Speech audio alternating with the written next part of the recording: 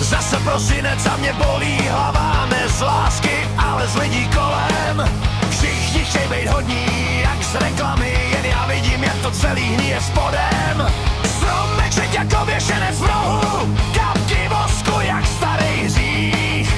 Smích se lepí na stěny a smrdí jak levnej líh. Říkáš rodina, já slyším pas, říkáš svátky, já slyším trest. Vánoce stojí za hovno, sám si to doma šle.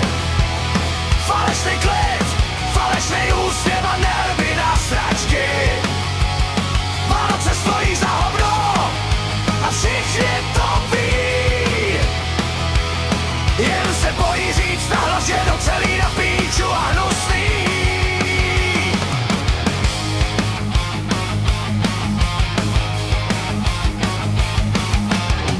Koledy jak psychický nátlak, 1000 let ten samej blábol. Ježíšek je dávno vyhořelej, stejně jak každej u toho stolu.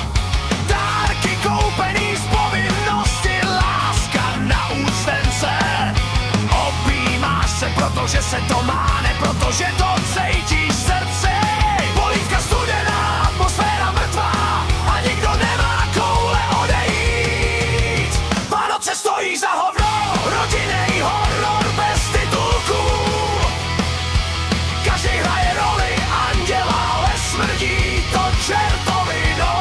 Vánoce stojí za hovno, tak mi to neprodávej.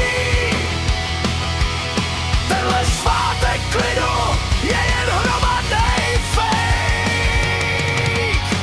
Ticho řeže víc než hádky, minulost sedí u stolu.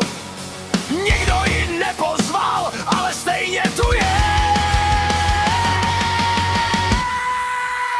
Vánoce stojí za hovno a klidně mě za to zruš. Radši budu